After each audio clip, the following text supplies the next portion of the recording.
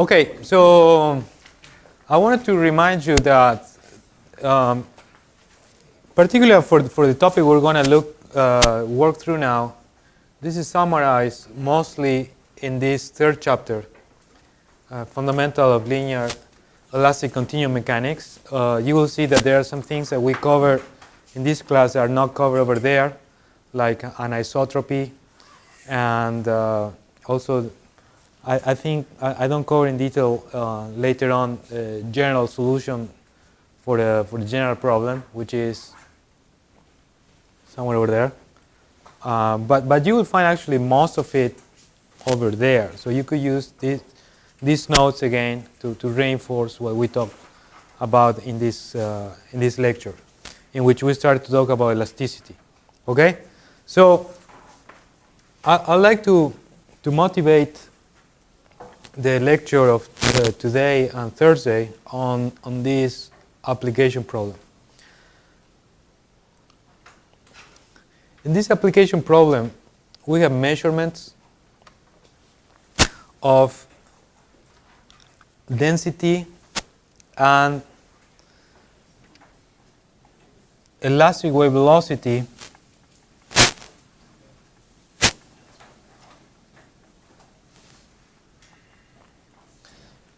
in a vertical wellbore. And our objective is to determine what is the stiffness of all of those rock layers. You see when there are changes, especially when there are very sudden changes, because there is a change in rock lithology. To determine what are the stresses in that formation as a function of the stiffness of the layers. We will see that the stiffness of the layers is the one that is going to control mostly what is the horizontal stress. And we're going to develop the equations that are going to allow us to calculate as a function of density, elastic wave velocity, what is called the plane strain modulus, and based on that, our objective is to get here a track of horizontal stress as a function of depth. So, and this one is not going to be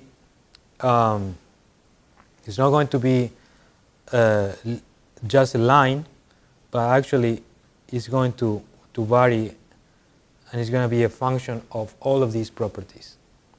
So before we get into all the equations that we need to solve this problem, does anyone remember how to relate wave velocity to stiffness and mass density? Mass density squared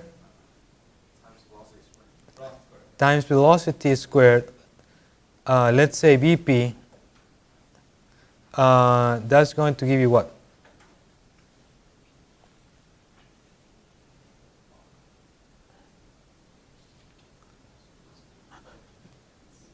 That's 1/2 mv squared. So you would multiply the density by the volume and divide by 2. So it's like what? Kinetic energy over volume. So it's like kinetic energy density. something like that. But in more practical terms, we'll see that this one is going to be something called a constraint or longitudinal modulus M. Probably the easiest one for you to remember right now is going to be the mass density times the square of shear wave velocity is going to give you the shear modulus, G. But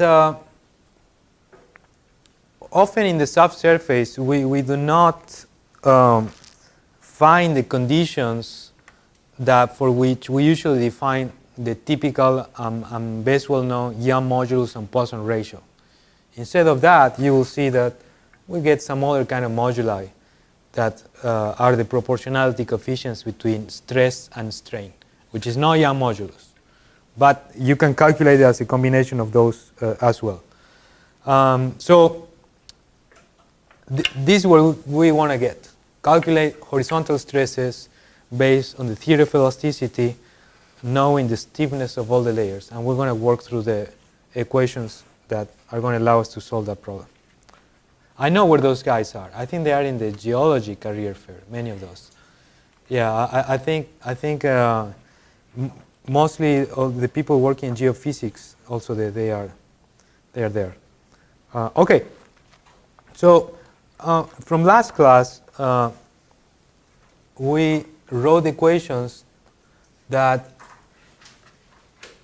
allow us to write a general relationship between stresses and strains. And we said that for these typical layered media, we could adopt what is called a medium with transverse isotropy, or if we talk mostly in geological terms, usually that transverse isotropy has an axis, which is a vertical axis. So it's called vertical transverse isotropy, or better well known, or not better well known, but with the acronym of VTI. You will find this very often in the literature. So I forgot to add something here. So I'm going to come back a few pages to discuss why we assume linearity and what are the implications of linearity. Let's see, there's this.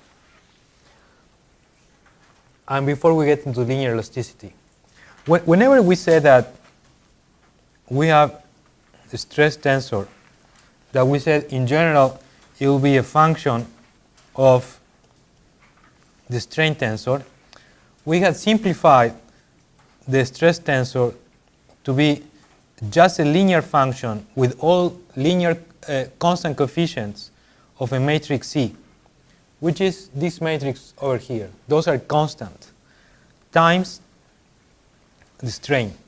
And that's a very big assumption. Before I just had a function, a general function. Now I have constant coefficients. But this is very important because when you assume linear elasticity, you are going to be able to do many things.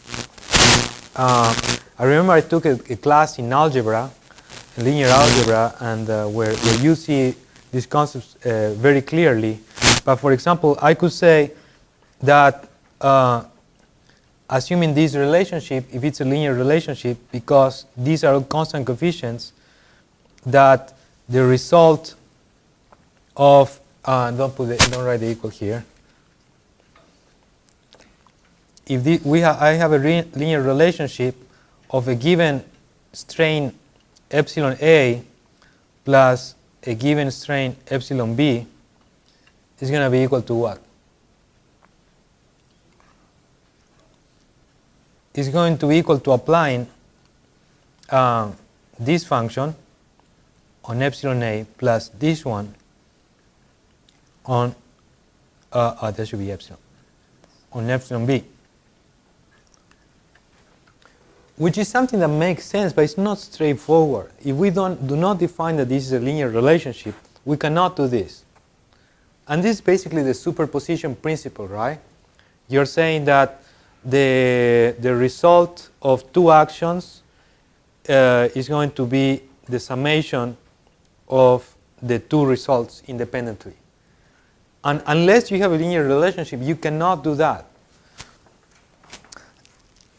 If you consider also multiplication by a scalar, now you can say, for example, the application of epsilon magnified 8 times, the result of that is going to be the magnification of 8 times of sigma on the epsilon result, which is also not something straightforward to assume if you don't assume linearity, but if you do, you can do that.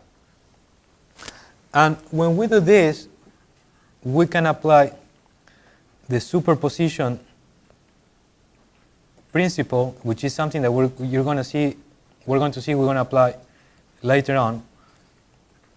And if you assume this function also linear in time, which means that the coefficients will not change in time, also you can do what is called a convolution in time. A convolution would mean that it's just a generalization of this principle, but as a function of time. You could say that if I apply an action on time 1 plus another action delay on time 2, you could add the result of all of that is going to be the same as adding the result of the action on time 1 plus the action on time 2, and you can add that. If you don't have a linear system, you cannot do that. And whenever, the implication of this is that whenever you have non-linear systems, this one is not going to work. And many of the things that we usually assume, they do not work. Okay, so I have forgotten to mention this, but it's just part of the same discussion of linear elasticity and understanding what are the assumptions in linear elasticity. So let me now continue working on the development and the definition of this stiffness matrix.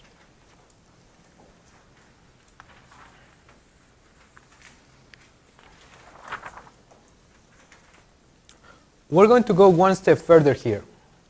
If you remember, we had gone from this system with an assumption of shear decoupling to orthotropy, and then if we say that we have vertical symmetry, we're going into transverse isotropy. Now we're going to go into the simplest version of an elastic solid, which is going to be a solid which is homogeneous, which is linear, something that we had already, and elastic. But probably the most important word here is that it's homogeneous. In that homogeneous solid, I'm going to here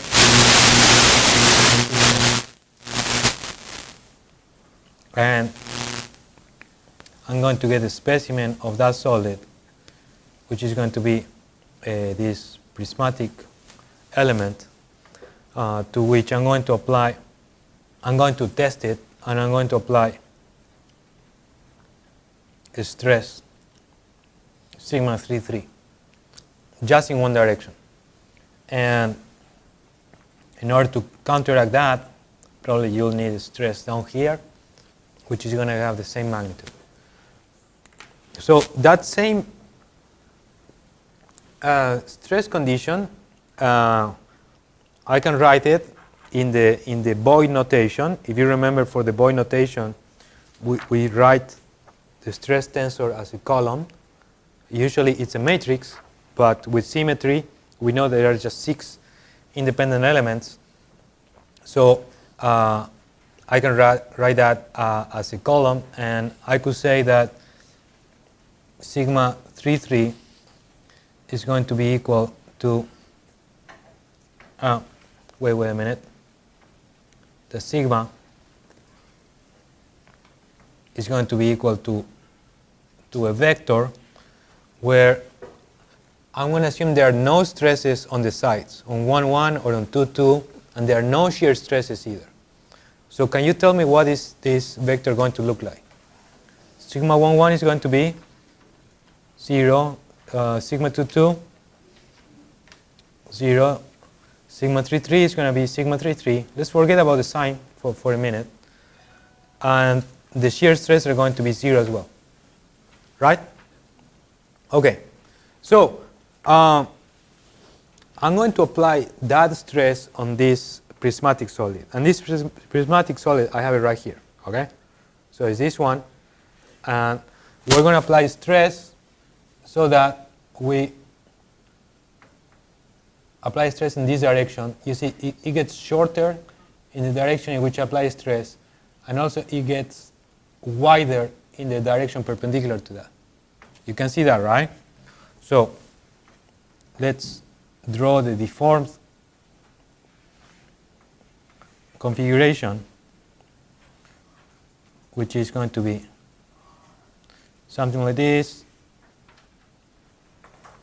And there is going to be here a displacement u3, and therefore there is a displacement u3. I'm going to have a deformation that, if you remember, was the displacement divided the original length. Let's call it, in order to be consistent with previous derivations, let's call it du3. So du3 divided dx3, that gives you epsilon. But also we have this other expansion in the other direction, right? And that's another displacement. Let me write it over here, which is going to be du1 divided by 2. Why divided by 2? Because this one goes into there and this one goes into that direction. And that's going to be another deformation, which is going to be epsilon, in this case 1, 1, is du1 divided dx1. And if I assume that this is homogeneous, then the deformation in the other direction is going to be the same, right? So nothing new so far. Let's write the strain vector in Boy notation. What is going to be epsilon 1, 1? No, wait. No, let's not write that yet. We're going to go, we're going to define a few things before we do that. I apply stress and I get the strain in the same direction, right? By definition, the relationship between that, if I assume linear elasticity and a homogeneous solid, that strain is going to be equal to the stress that you apply divided what we're going to call the Young modulus. And also, by definition, that's how we define it. Epsilon 1, 1 is going to be equal to minus a parameter that we're going to call Poisson ratio times the deformation in the perpendicular direction to that. So you see epsilon 3, 3 is in this direction, epsilon 1, 1 is in this one, and epsilon 2, 2 is in perpendicular to those two. So if you want to measure or calculate the value of Young modulus and Poisson ratio, this is the test that you have to do. And usually when you don't have stresses on the sides, so here sigma 1, 1 is equal to sigma 2, 2, and for simplicity, let's assume that those are equal to 0. They don't have to be necessarily 0. They do not have to change. But let's assume that those are 0, then that is what you call unconfined. And when those are unconfined, and you perform this kind of test, applying stress in one direction and measuring strain in that same direction, and in perpendicular direction, you can measure the Young modulus and the Poisson ratio. So now we can write the strain tensor or the strain vector in Boy notation, and epsilon 1, 1 is going to be minus Poisson ratio epsilon 3, 3, correct? And epsilon 2, 2 is going to be equal to what? The same, right? Epsilon 3, 3. And epsilon 3, 3 is going to be equal to sigma 3, 3 divided by E. And notice that sigma 33 divided by E is going to be also these ones, right? So I'm not going to write it again, so you don't have to erase and write again. But remember that epsilon 33, you can replace it and write it there, okay? And am I going to get any shear strains out of this deformation? No. So 0, 0, and 0. So now you can see that with these equations, we can write a relationship that links stresses to strains. So now I can actually write the complete stiffness equation, and you will see that it's just one step further from this. So in order to do that,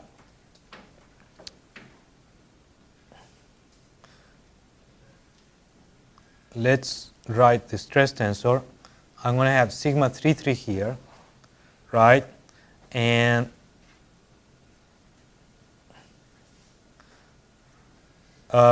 wait a minute, guys. Actually, I want epsilon here. It's going to take us one step more to calculate sigma 3.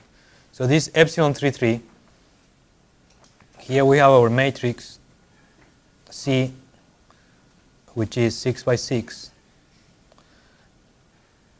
And here I have sigma 33.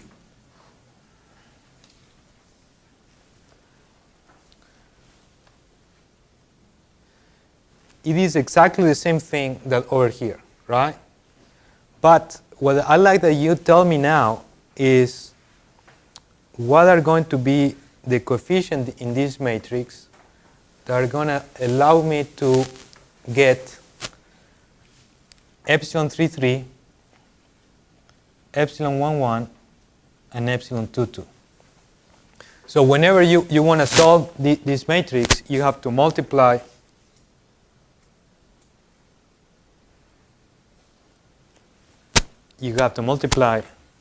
the row times the column, right?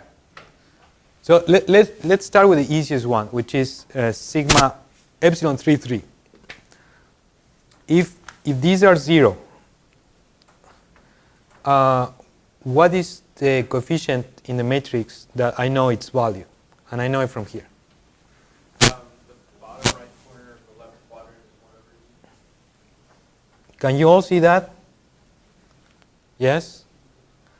What about if I wanted to compute epsilon 11? Which is the element? You're saying towards the top, so somewhere here. That one is going to be what value?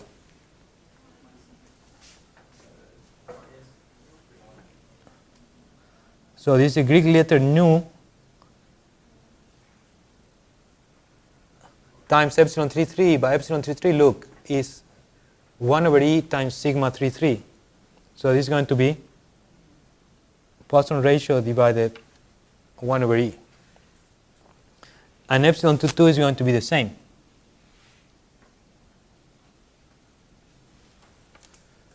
And we already know that because of shear decoupling, these ones are going to be 0. And that's shear decoupling between shear and normal. And between perpendicular shear, we also know that these guys are going to be 0 as well. So we are, we're kind of putting a puzzle together. We already have figured out some of the pieces.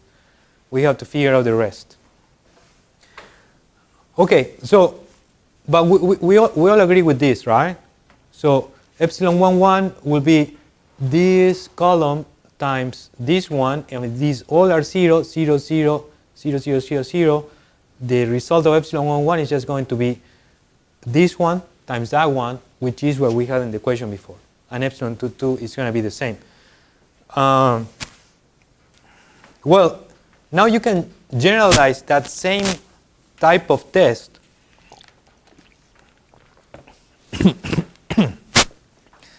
in all directions. So we could do the same in direction 1. We could do the same in direction 2, right? And if you do the same in direction 1 and direction 2, we could fill up this matrix with similar coefficients, which are going to be all the same.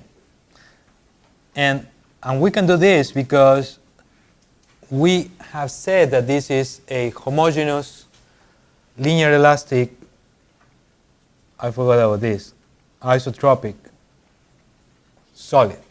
So isotropic, iso the same, and tropos, which is shape, if I remember correctly, it means that it has the same properties in all directions. And in general, this is going to be sigma 1, 1, sigma 2, 2, and sigma 3, 3. So now, if we had sigma 1, 1s and sigma 2, 2, which are not equal to 0, still, you can calculate what is epsilon 1, 1. You just have to multiply this one times that one, plus this one times this one, plus this one times that one, and you get the result.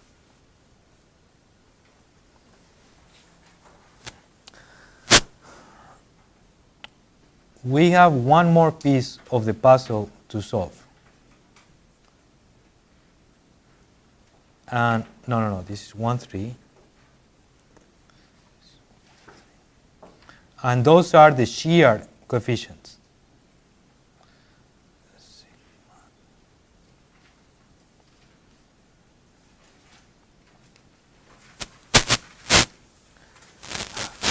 Do you know what is the proportionality coefficient between shear strains and shear stresses? I'm guessing it has something to do with that shear modulus. That's correct. But there is something there that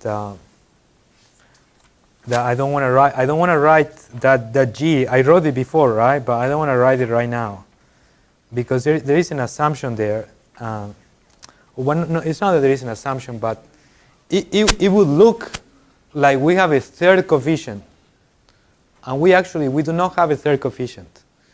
In a linear elastic isotropic solid, there are just two independent elasticity coefficients. Is a function of the other ones. But before writing that, let's actually find out what the shear modulus is. Okay? And in order to do that, we're going to have to do another experiment. So this one was one experiment. We figured out all of those constants, right? So now we're going to do another experiment in which I get a solid and I push in one direction. I'm going to limit this to 2D to make it shorter. I push in one direction and I pull in direction perpendicular to that. And let's say those stresses are just, they have a value sigma. Okay?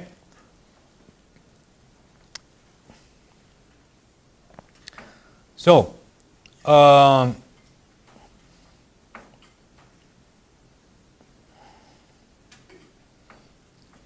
let's see how this looks in a Morse circle. If this is tau or sigma 1, 2, which is we're going to see is the same, and this is normal, what is that Morse circle going to look like? One principal stress is going to be here in sigma, and the other one is going to be negative. It's going to be here, minus sigma. And our Morse circle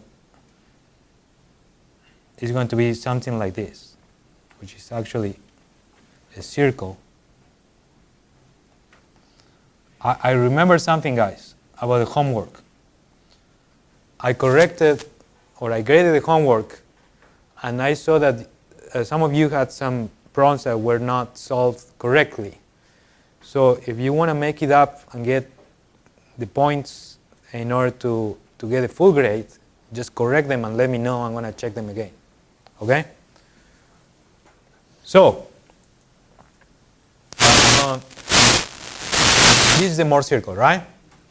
What this tells us is that if we look at 45 degrees from the orientation of this, we could also have a pure shear stress condition where, look, if you add vector summation this one plus that one, you get this one plus this one, you get that, and this one plus that one, you get this and that. This is state of pure shear, where actually the shear component is just sigma, because it's the radius of the circle. It has a value equal to sigma. It's a shear stress, okay? But it has a value which is equal to sigma. Our objective now is going to be to compute the strains that are imposed by this state of stress. So from here, I'm going to simplify this to 2D just to make it shorter. I can write that epsilon 1,1, epsilon 2,2, epsilon 1,2. This is a simplification for 2 dimensions. It's going to be equal to the same stuff I have over there, 1 over E minus Poisson ratio divided by E, minus Poisson ratio divided by E, 1 over E